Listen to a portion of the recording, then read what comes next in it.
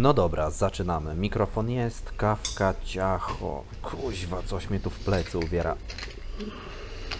Okej. Siemanko. Pogoda za oknem piękna. W mojej okolicy coraz częściej słychać ryk maszyn.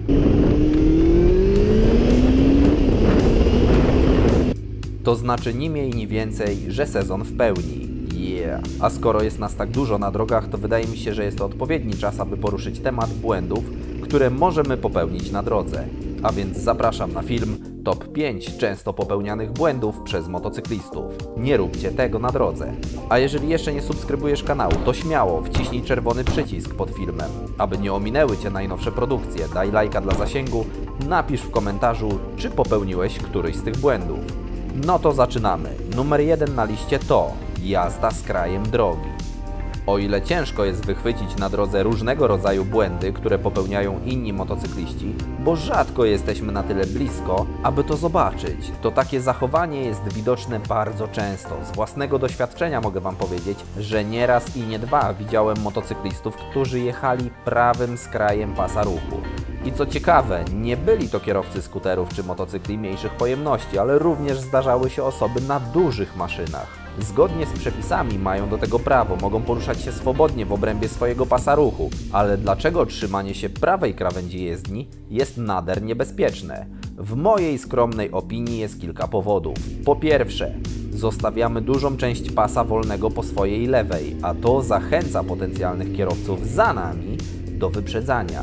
I o ile wyprzedzając czy wymijając powinien zmienić pas ruchu, no tak dzieje się w przypadku wyprzedzania czy wymijania samochodu osobowego przez samochód osobowy, który zajmuje większość pasa. To kiedy taki kierowca widzi, że ma 3/4 swojego pasa wolnego, manewr swój wykona zapewne jadąc środkiem dwóch pasów. A to jest dla nas bardzo niebezpieczne, ponieważ a. nie jest zachowana bezpieczna odległość, b. jak coś na pasie nam wyskoczy, to nie mamy gdzie uciekać. Po drugie, osoby jadące przed nami, szczególnie w samochodzie osobowym, obserwują z reguły lewe lusterko i lusterko wsteczne. Wsteczne, aby zobaczyć, czy ktoś nie jedzie za nimi, a lewe, czy ktoś nie wyprzedza aktualnie. A w prawe mało kto patrzy, bo tam z reguły jest pobocze, nie mamy czego obserwować. I niestety my, jadąc z prawej strony jezdni, niby jesteśmy widoczni, ale jakby w martwym polu. Ponadto, trzymając się środka czy bardziej lewej krawędzi jezdni, dajemy się zobaczyć dla osoby z przodu, a co za tym idzie, dajemy sobie większe szanse na drodze. Często słyszę od innych motocyklistów, że środkiem się nie powinno jechać, bo rozlany olej, bo piach. Pewnie, tak się może też zdarzyć. Ale poza środkiem często mamy kolejny, a w kolejnach stoi woda, piach, który został po odparowaniu tej wody.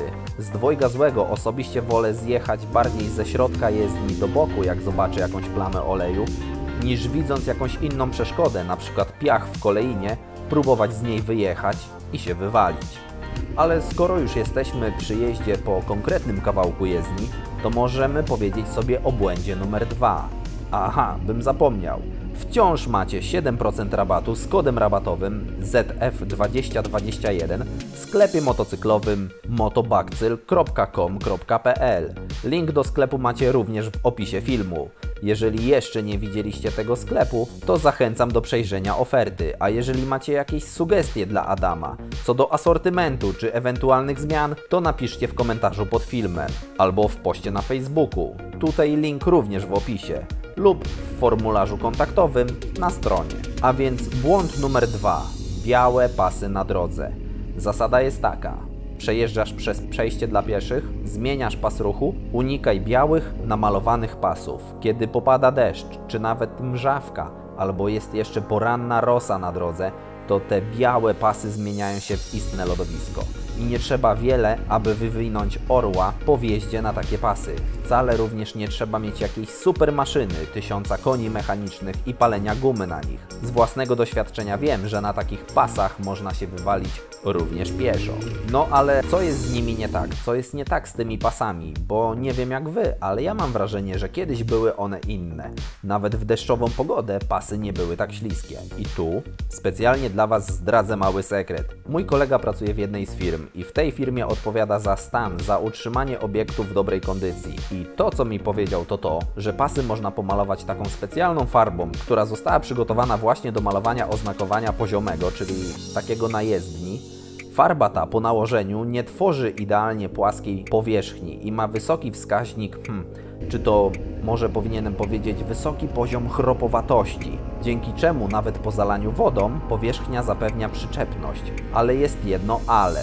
Ta farba jest droga i dlatego od jakiegoś czasu stosowane są tańsze rozwiązania, które niestety nie mają już takich właściwości antypoślizgowych. No cóż, każdy chce oszczędzić. Być może analogiczna sytuacja ma miejsce podczas malowania pasów przez firmy wzięte do przetargu przez miasto. Wygrywa najtańsza i aby zarobić, pasy malowane są właśnie taką najtańszą lub po prostu tańszą farbą. Tak więc uwaga na pasach, nie tylko na pieszych, ale również na siebie. Trzeci błąd na naszej liście to hamowanie i odpuszczanie gazu w zakręcie. Tutaj przydałby się kolega, który kiedyś pod jednym z moich filmów bardzo fajnie wytłumaczył pewne zagadnienia techniczne. Może przedstawiłby problem od bardziej technicznej strony, a ja postaram się to przedstawić bardziej na chłopski rozum. A więc mamy sytuację, kiedy wjeżdżamy w zakręt. Spokojny zakręt. Przed zakrętem trochę dohamowujemy, składamy motocykl i pokonujemy zakręt bez gazu lub lekko go ujmując lub co gorsza trochę hamując w tym zakręcie i dopiero wyjeżdżając na prostą dodajemy gazu.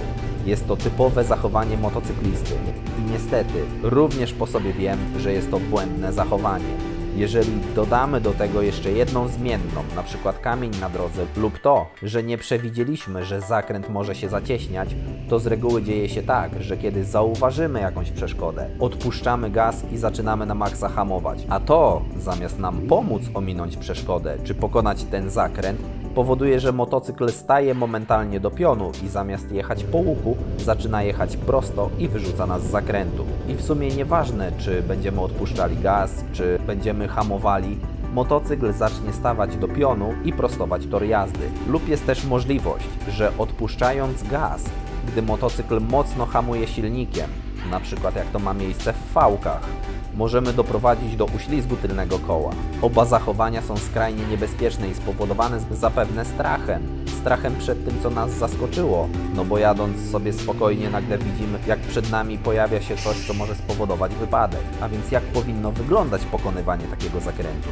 Jeżeli zakręt się zacieśnia, w żadnym wypadku nie powinniśmy hamować, wręcz przeciwnie. Aby pokonać taki zakręt, musimy bardziej się w nim złożyć, a aby bardziej się złożyć w zakręcie i nie przewrócić, musimy bardziej dociążyć tylne koło, złapać większą przyczepność, a to osiągniemy poprzez stopniowe dodawanie gazu. Zresztą tak powinniśmy robić w każdym zakręcie. Wchodząc w niego, przed zakrętem ewentualnie lekko dohamować i kiedy już składamy się w zakręcie, trzymamy odkręcony gaz i lekko go dodajemy. Spokojnie, delikatnie, nie szarżując. I wychodząc z zakrętu możemy już odkręcić manetkę na maksa. Podobnie jeżeli w zakręcie zauważymy jakąś przeszkodę. Dodanie gazu pozwoli nam wjechać bardziej w środek zakrętu, a jego delikatne ujęcie pozwoli nam zjechać do jego krawędzi. Wiem, łatwo się mówi, ale takich zachowań człowiek musi się nauczyć sam, dlatego warto jest poćwiczyć na sucho, aby w razie W być przygotowanym. Nierozerwalnie z punktem trzecim łączy się czwarty punkt naszej listy, jakim jest fiksacja wzroku i niepatrzenie się w kierunku jazdy.